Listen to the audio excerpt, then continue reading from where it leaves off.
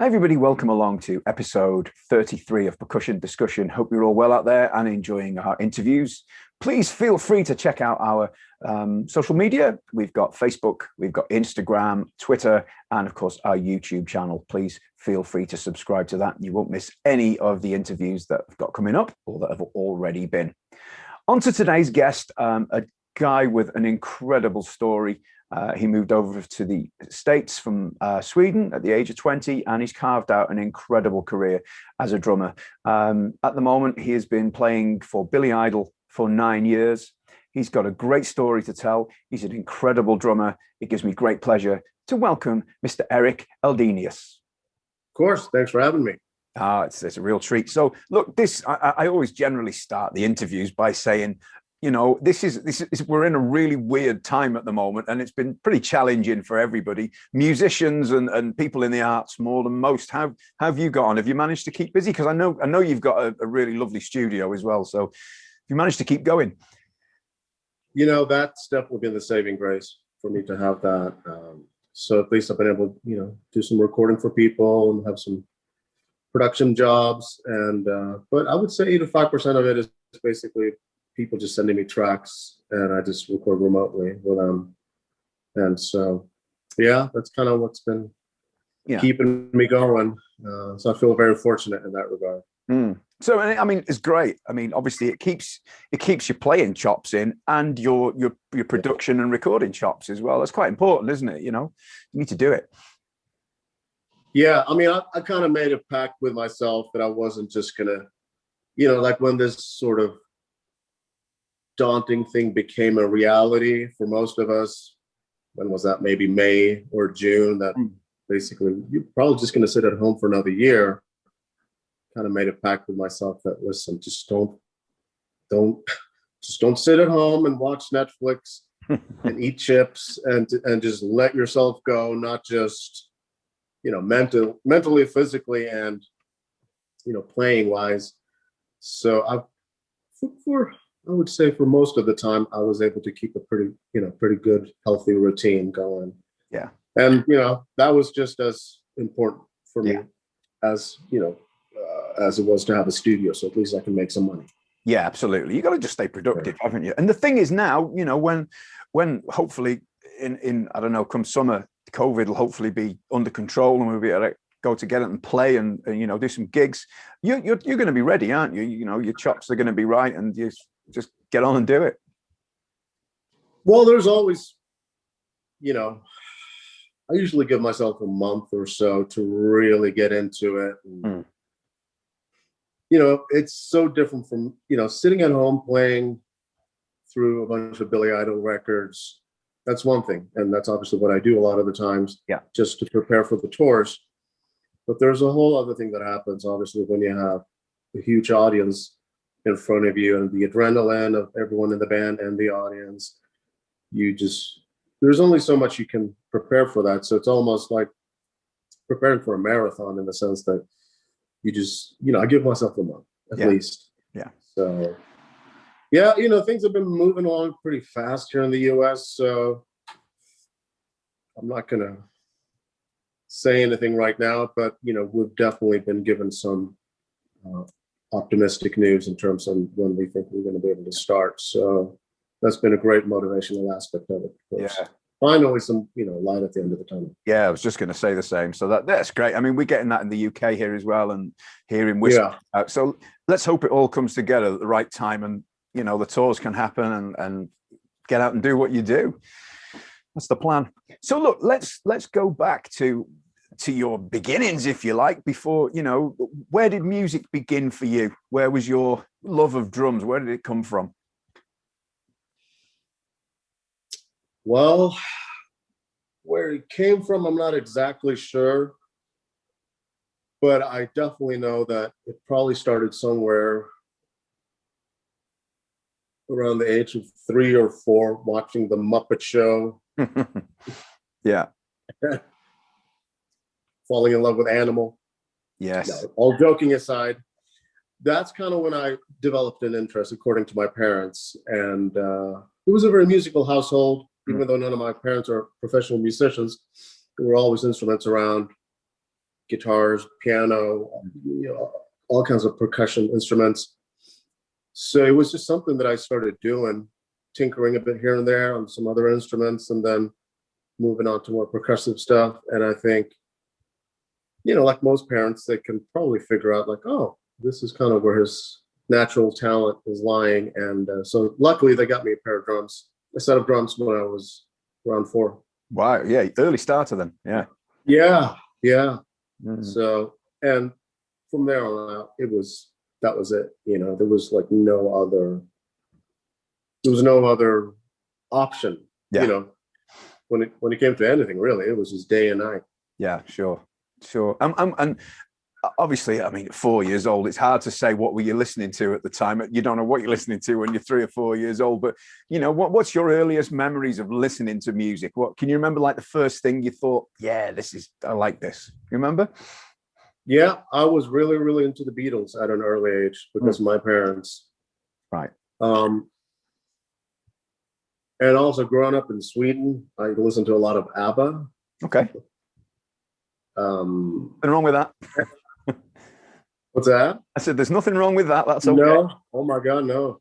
They're fantastic. And then from there on, it very quickly transferred into Kiss. And that became the new obsession. And as for most young drummers and any musician really, that was just like wow. Yeah. You had just never seen anything like it.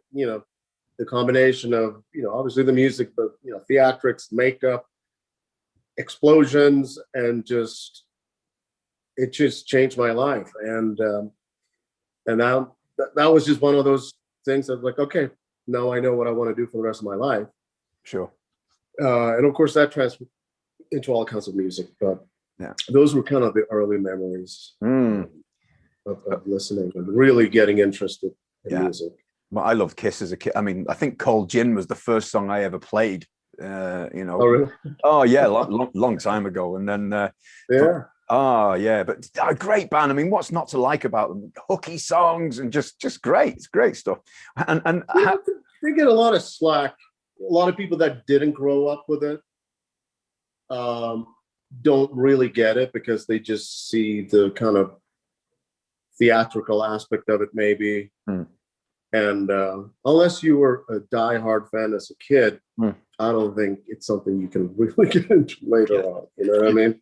So I might be wrong, but that's my impression. How were your folks about you? The Kiss loving thing, were they cool with that? Surprisingly so. Yeah. Even just having supportive parents in general is so important, and because it's not like you're starting out playing keyboards, where you can have your headphones on and you don't have to bother anyone. No, we're talking about fucking drums, louder than hell. The whole house is rumbling. So luckily, I grew up in a household where we had a basement and very patient parents and very patient siblings. Because I've heard nightmare stories about that. The parents they couldn't accommodate. You live in an apartment or something, maybe. It's like, I had a love for drums when I was younger, but I couldn't play them, so I had to move on and pick something else. And it's just like heartbreaking. Yeah, absolutely. I mean, you can get a practice pad, but it's not that inspiring playing on a practice pad for 3 hours a day. Great alongside having drums, but not instead of. Or even electronic drum kits. I know they're getting better and better. But it's just not the same thing. So, but back to your question, the Kiss thing I think was, as far as I remember, they didn't really have any problems. Of course, they had elements of violence and evilness and sexuality and all of this stuff.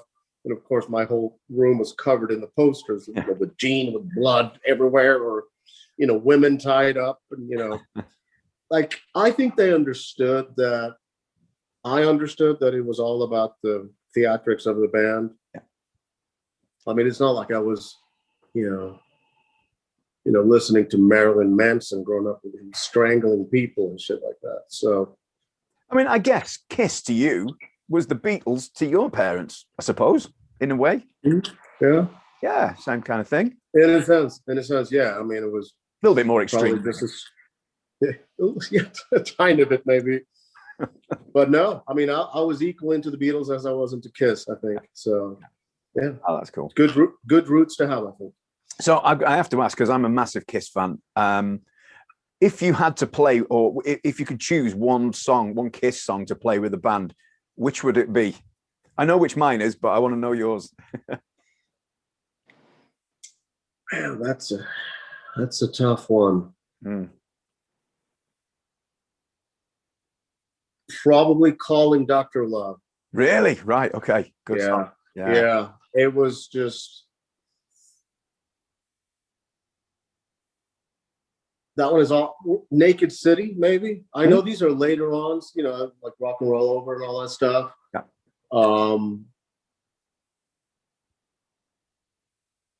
But I bet you've I never don't been, know. It's a tough one, man. There's so many. Jesus Christ. You've never been asked that before, I'm assuming. No, never. Well, just for the record, mine's Love Gun, just for that intro. You know that? Oh, it's just such a cool. Of course. That or Detroit Rock City, either. I'm happy with either of those, So this, as you say, yeah. There's so many. Anyway, look, we've kind of wandered off, which I quite like already. So you've got your kit. Did you have formal lessons, Erik, or were you self-taught? It's definitely a combination of the two. I definitely messed around a bunch in my early years, and then as I was getting more and more serious, I had about two teachers growing up that were really, really great, and they really steered me in a good direction. And what I liked about them was it wasn't just like maybe the traditional route of sitting and having to read snare drum solos and really focusing on the snare drum. No, it was more about the drum kit. Sure. Because I even told them, like earlier, I was like, I have no interest in becoming a classical percussionist or anything. I don't want to learn how to write, read, sure, timpani parts.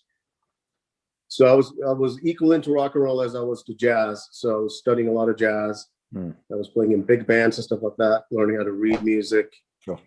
And so there was a time period when I studied really hard in terms of just technique and reading and learning about different styles. But a lot of that it's just stuff that I think most drummers would say the same thing. It's just stuff that you would do on your own if you have the curiosity and the drive and the passion. Yeah. At that age, you're going to be like a sponge, hopefully, and just soak in whatever you can, and hopefully explore all the different styles of music, because, as you know, all of that becomes kind of your own thing at the end of the day. So I had a very, very wide interest in terms of styles growing up. So I was going to ask about influences as far as drummers go. I mean, you must have had quite a broad, I guess, Tony Williams and was he? That's the number one for me. He's my absolute favorite. Yeah. Oh yeah, without a doubt. He just transcends any category. Just his musicality, his groove, his swing, his dynamics, his sound, like is just. Again, has nothing to do with different categories of music. It's just his musicianship was just unbelievable to me. Yeah. Same thing with Jeff Porcaro. Yeah. Ringo Starr, all the people that I grew up listening to. So yeah, there's just so many along the way. Yeah. Too many to even mention. So obviously, you've got your chops together, you're playing. At what age did you move over to America? When I was 20. Oh, right. Okay. Right. So you've obviously been gigging around and doing doing shows and stuff in Sweden. Had you at that point? Quite a bit. I mean, like I said, I studied with a bunch of teachers and really spent a lot of time practicing, played in a bunch of big bands. I had a few bands that we played around with quite a bit. But it was almost a thing of, so after high school, I had 2 years of music college in Sweden, which was incredible. Yeah. Because everyone just lived at this college, and it was out in the middle of nowhere, and it was super, super intense. And so that was really kind of where I really started playing the most in terms of with other people and different styles of music. Mm-hmm. So yeah, when I moved here when I was 20, I kind of knew the direction that I wanted to go in, because yeah, I think it can be confusing and overwhelming when you move to a new city. You kind of have a blank slate in terms of how you want to sort of present yourself to that new world, especially now. It's hopefully your working world, and now it's time to look for jobs and, you know, make connections and hopefully start working. So did you move? Yeah. Did you move to LA straight? Is that the first port of call for you? I did, yeah. Yeah. The initial plan was actually to move to New York City. That was always my big dream. I was going to move to New York and play jazz. Yeah. And of course, early Kiss posters when they're standing on top of the skyscrapers and everything. I was like, yes, that's it, you know? Sure. And then I visited New York City when I was a kid with my dad. And then after I graduated high school, I came here for a month and lived here just to kind of check out LA. Mm-hmm. And then went back to Sweden into the 2 years of music college. And during that time, I had kind of decided that I guess I'm going back more to my rock and roll roots, and that Los Angeles would be the better place to move. Yeah. And also because even at that point, the whole jazz scene in New York had started to dry out quite a bit, unfortunately. Yeah, yeah. I heard about more and more clubs closing, and a lot of guys from New York ended up moving to LA. Yeah. So it just seemed like the logical choice. It's a brave move, though. Just, you know, moving to the other side of the world. Did you know guys in LA at that point? Not really. I'd met a few people that I'd met while they were touring in Sweden, and I just kind of struck up, you know, some email conversation and stuff like that. Sure. And they were all like, well, yeah, you know, if you ever make it to LA, you know, hit me up, kind of a thing. And so, but pretty much right away, as soon as I landed, I was like, I hit the ground running in terms of just running around to all the clubs, and just trying to see as much music as I could and get to know as many people as I can. And just try to start making the connections. Yeah. It is a scary thing in a sense. You have no idea. And there's not really a guidebook or a formal training program to follow in terms of like, these are the steps that you take in order to make a move like this and hopefully make a career out of it. So you go by instincts and you know, you crash and burn a few times, but hopefully it's the passion that drives you, you know, your determination. So I guess when you move into the other side of the world, I guess there's no way you're taking your equipment with you, really, unless you're going to huge expense. So you sell everything and buy new equipment when you get there, I guess, when you find where you're going to stay. That's terrifying. Yeah. Well, I mean, it was also a challenge, especially in not even really working yet, to even find a place where you could have a drum set. Again, going back to what I was saying earlier, if you grow up in an apartment, chances are you couldn't have a drum kit at home. Yeah. Same thing happened when I moved here, obviously. So, you know, back then in the mid 90s, you know, the guest houses, man, that was it. If you can find a guest house and they were still affordable, you can find guest houses for like $400 back then. Really? Yeah. And a lot of the times they would be obviously separated from the main houses. And if you asked your neighbors nicely, if you promised them to only play during business hours, or hopefully they were gone during the days or something. Yeah. So at least you can get a couple hours of practice. And then, because even back then they didn't have, you know, what they have now, which is, you know, facilities, you know, dedicated rehearsal studios. I mean, they had some, but now they have dedicated buildings just for drummers. You know, really? They put like 10, 20 rooms together, super soundproofed. So I know a lot of drummers, you know, would just go and rent those rooms per month just to have somewhere to, you know, to practice and play. So you're there. How soon did it take to get into a steady gig? Or, I mean, was your plan to be in a band or as a sideman, or what was the plan at that point? It was just, or wasn't there a plan? It was just see what happens. I think I was pretty open-minded, but I definitely knew that I wanted to be touring a lot. And I definitely knew that I wanted to get into the recording side of things. Because even back home in Sweden, I had this recorder studio and some microphones and stuff like that, and recorded myself against drum loops and stuff like that, and really kind of practice a lot with click tracks and stuff like that to make sure that if I were to start getting studio jobs, at least those things were somewhat familiar to me.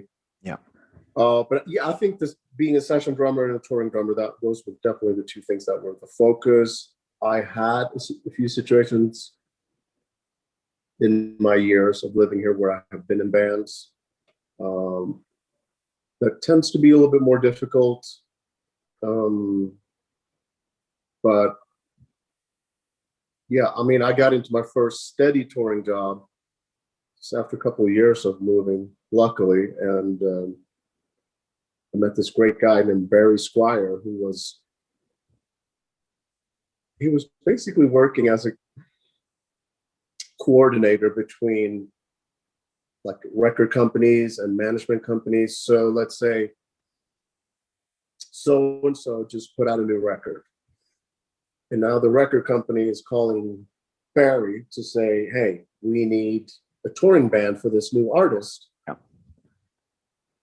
I mean, the management company would call Barry, and he would literally have, a list of people for each category of music, really. And he would recommend, 10, 15 people for each gig to go out and audition. And if you were the right person for the job, then you would get it. So luckily, I hooked up with him like after a year of moving here. So a lot of the touring jobs came in pretty early on. So super lucky in that regard. Yeah. And since then, have you been in steady employment right the way through, obviously, to your current gig, which, well, I say current, how long have you been with Billy now? Is it 8 or 9 years, something like that? We're going into the 9th year, Which is 2012 is when I started, when I joined the band. I'd worked with him for several years beforehand, but I mean, it's always up and down, as you know, but luckily, most of the time, it's been a pretty steady thing. If it wasn't just going from like one touring gig to another, again, having the recording situation for me really helped for the time in between. Sure. And it was also something I wanted to do. I didn't want to be on the road 10 months out of the year. It was fine if it was 4 or 5 months out of the year, like now. And then, the rest of the time I'm home doing sessions or producing for people. Like having that balance was really, really important to me. Sure. So that just kind of happened by default. No, it's you say you were lucky, but I think you get these jobs for a reason, and stuff comes. I think things happen for a reason. That's my personal view of it. So, but hey, you don't have to agree with that.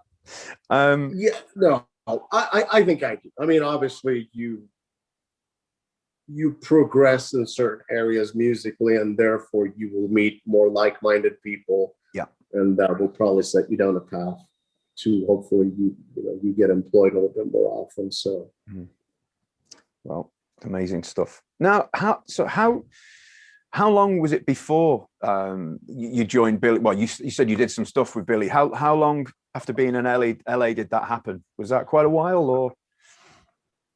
So, it came when I was 20. So I think I was 21 or 22. Right.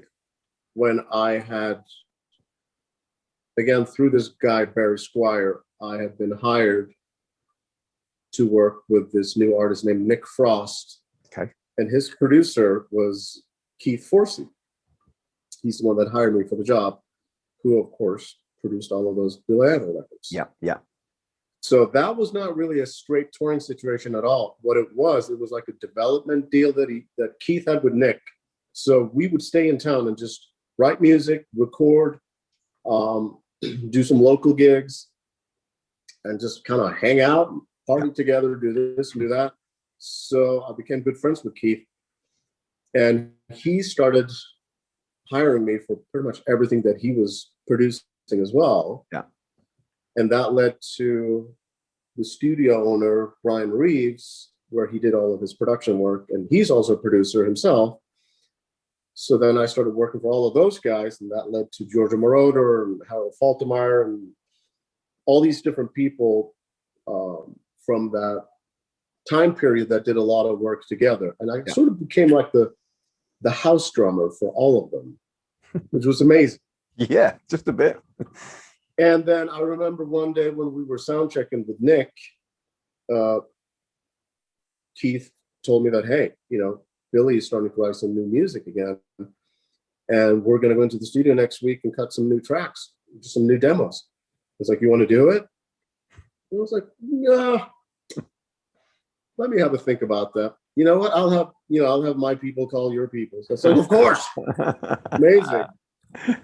And so that would happen periodically, every other year or so. And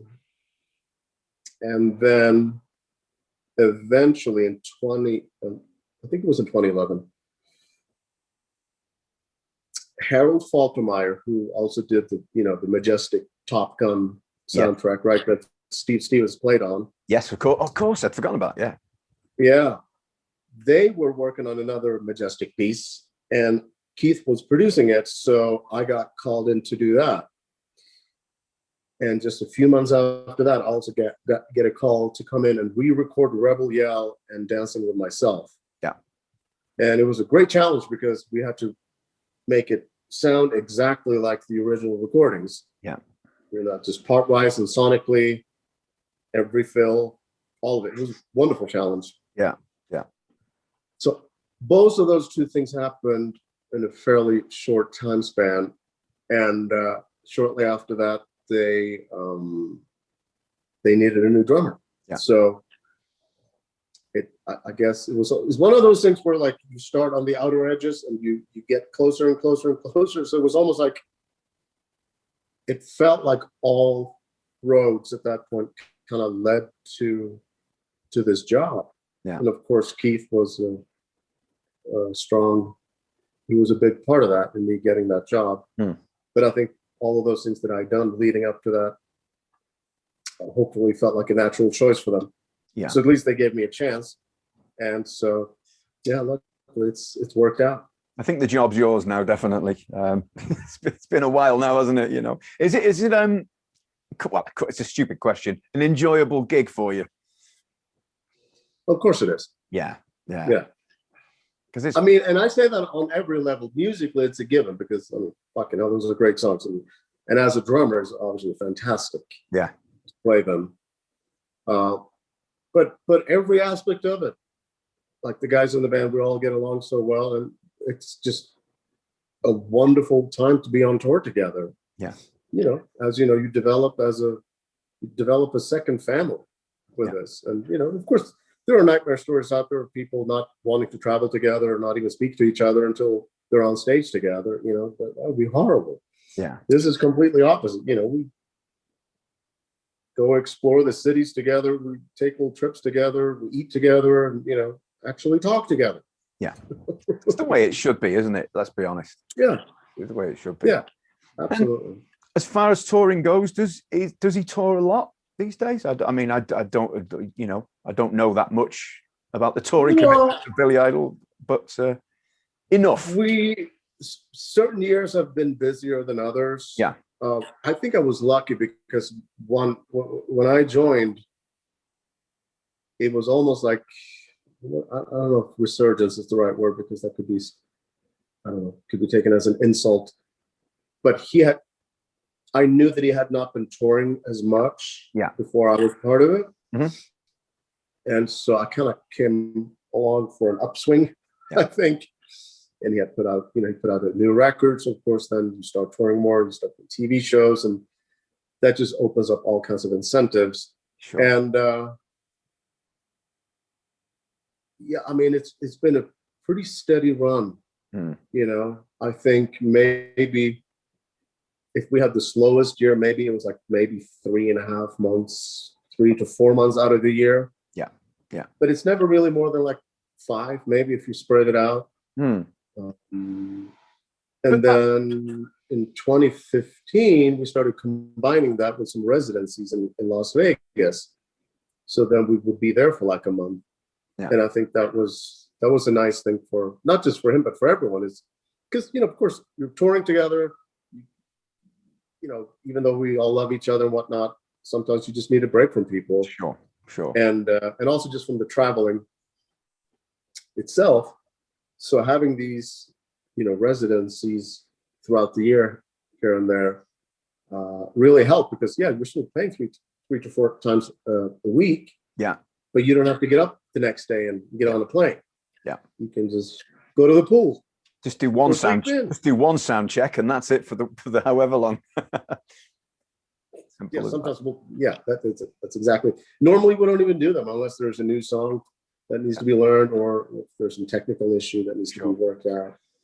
That must be amazing on a residency, though. It's almost holiday-esque, isn't it? I guess. Oh, of course. You know. Yeah, because you know you're on stage for an hour and a half to 2 hours per night, and the rest of the time, of course, you know. But again, that's what's so funny. Even though we're all there, and we're kind of our separate lives and everything, we all just like, oh, hey, what are you doing for lunch? What are you doing for dinner? Like, we still want to hang out with each other. So it's a wonderful thing. I guess you can go and see other bands, other musicians in town. You've got that flexibility. Tons of people are doing that now. The ironic thing about that is that most bands, we all play at the same time, the same nights out of the week. It's always Wednesday, Friday, Saturday. Some play Sundays as well. Right. And so it was like all these great friends you have, and they're all there doing the same thing, but we can never come and see each other. Because I know you've done some stuff for Cher as well, haven't you? I got hired to do like 10 days in New York with her, to do a bunch of TV shows when she had put out a new single. Yeah. This is 2013. Right. And how was that for an experience? It was great. Yeah. I didn't really get to talk to her much or anything. It was just doing the TV rounds, you know, which is great. Of course, you're hanging out in New York City for a week and whatnot, and catching some jazz. Catching some jazz while you're there, I'm sure. Yeah, exactly. Yeah. Exactly. Yeah, amazing. Yeah, so that was a short stint. Yeah, sure. With her. I got called to do more stuff with her after that, but wasn't available. It's the way it is, I guess. Now, look, you've got this beautiful studio. I was having a look on your website before. Twin Pines, I believe, is the name of it. Is that right? That's it. The location looks incredible. It really does. Yeah. Are those pictures a true representation of where it is? Because it looks beautiful. Yes. They are. Wow. Yeah. So is that in LA? It's hard to tell from the pictures, you know. It's just outside of Los Angeles. Yeah, it's beautiful. So do you solely work from there yourself, or do other bands come in, or because it looks an amazing place? Yeah, thank you. The whole point for me setting this up and building parts of it out was to have, because it's so close to Los Angeles, excuse me, to have bands and artists and other producers, whatever, even just people coming up to write. Yeah. Excuse me. Get rid of that. To have it as an artist retreat. Yeah. Artist/recording retreat, because, I have enough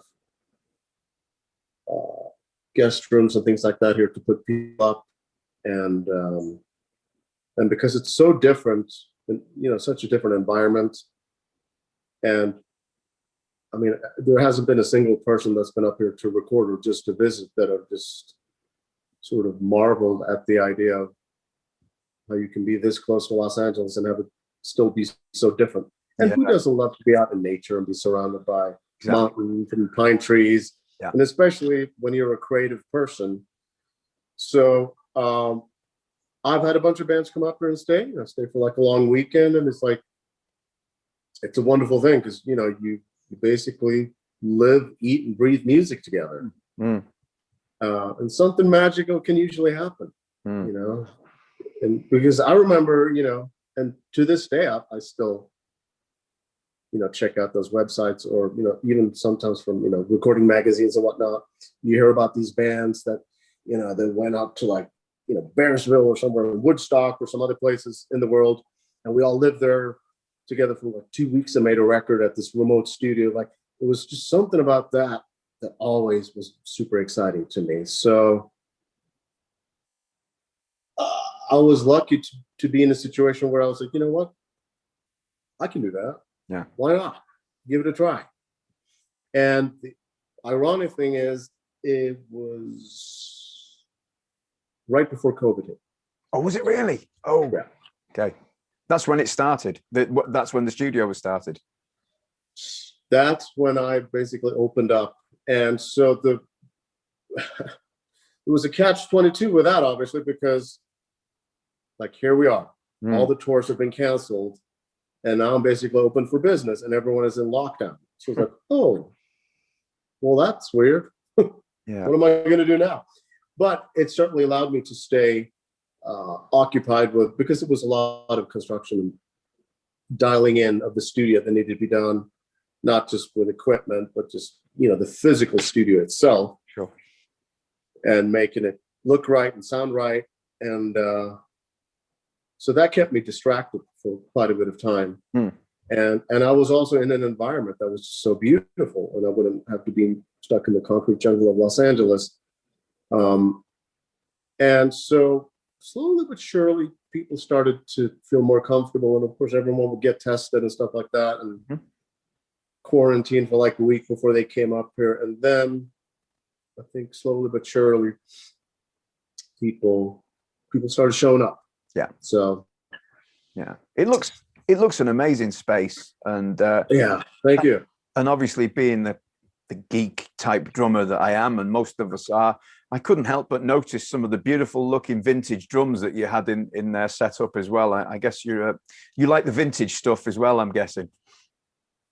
I do, yeah, for sure. I think it's just naturally the tone that I'm looking for, and you know, you can go down this rabbit hole until you've lost everything you own, which is probably not a good idea. But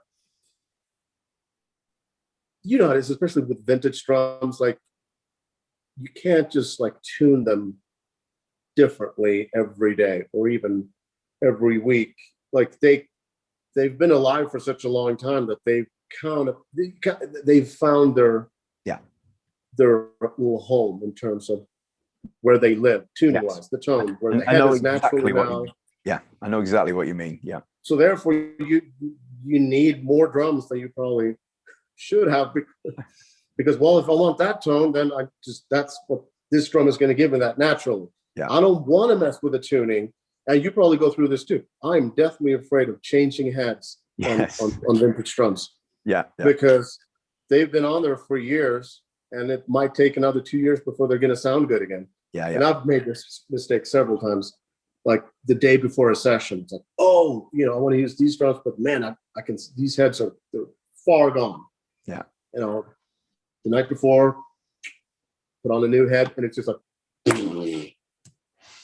no tone, just flap, cannot do a single fucking thing to make it even remotely sound like a drum. Yeah. Yeah. And it's just like, oh my God, what have I done? And then I just put it aside. And then 2-3 months later, you just pick it up and hit it, and it's just like, okay. It's just maybe a few tweaks here and there, but it's kind of just settled and tuned itself. Yeah. Yeah. So that's why, you know, you have, I'm sure you do too, like, you have way too many snare drums, but it's like, well, that specific sound I want, so I'm just going to have that snare drum always kind of have this type of tuning, and etc. I've got 7 in here at the moment, so not too many. I have more, but yeah. And, there you go. And I think 6 of them are 60s drums. So yeah, so one's nice. So yeah, so I have the same. The kit behind me is a 59 round badge, so that's so yeah. Oh, wow. It gets expensive though, doesn't it? That's the thing. I know. but it's just, there's something about how they record. Yeah. And of course it's the taste thing, but that it's almost like, I don't know. I mean, you can pretty much get anything to sound good. Yeah, sure. You know, and a lot of it has to do with the heads, how you tune them and the thickness of the heads and whatnot. But like even, you know, live with Billy, of course, I can't go as vintage as I would normally maybe want. I mean, that definitely has to have more power and attack. Even though they're Ludwig drums with, you know, only like 3-ply shells, I believe they were. And, you know, they have more modern heads, obviously, like coated Emperor, which is what I'm using. Yeah, it's my head of choice. Tuned like tuned medium high. The bass drum doesn't have a whole lot in it, you know, so it's still like a vintage feel when I hit the drums, and they probably sound a lot more like a 70s drum kit than a brand new DW kit, for example. Yeah. I've seen some of the Ludwig promotion stuff you've done, and the bass drum is wide open, isn't it? It really is. And it's a big old drum as well. Is it 26? It's a 26, yeah. Ew, that's a monster drum. Yeah, absolutely. Yeah. but why everything's wide open tuning wise. You're not one for tape and O-rings and things, are you? You know, which is great. I like to hear drums do what they do.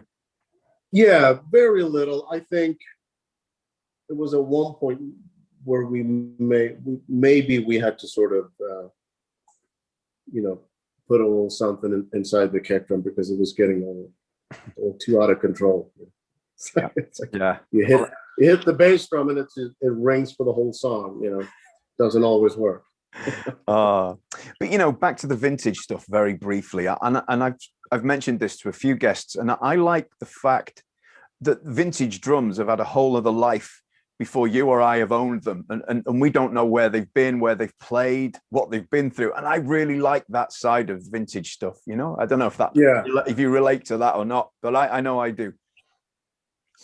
Well, yeah, I mean, because, and I think you can probably tell whether or not they have been well taken care of. But yeah, the history of all of that stuff is fascinating. You know, I have this bass drum that's over 100 years old. Wow. God knows where that's been. And I think it has still the calfskin heads, the original calfskin heads on there. And that's definitely a one-trick pony, you know, and that's like, it's a 24 by maybe 12. Okay. It's like you blow on it and it will, you know, tip over. Yeah, sure. It's so narrow, but it sounds fucking incredible. Yeah. For the right thing. Yeah, exactly. No, well, we could talk vintage drums. Well, I could for hours and hours, and I probably do far too much, unfortunately. But so, well, hey. Look, you know, it's what we do, isn't it? Eric, about that. Listen, Eric, this has been a total pleasure, and I really appreciate my pleasure, man. And before we go, I must give some thanks to Mr. Steve Barney, our mutual friend, for setting this up. So thank you, Steve. I'm sure you'll thanks a lot, Steve. Yes, I know you two guys know each other. And was it New Zealand? I think you met on tour somewhere. Was it? Is that right? Have I got that right? Yep. We were traveling together. It was Billy, Anastasia. Who was the other band? Smash Mouth, I think. Right. Okay. Yeah. Because it was our friend Randy Cook was the drummer in that band. So we had some good drum hangs on that leg. All important gigs. Yeah, super. For sure. So thank you, Steve. Yeah.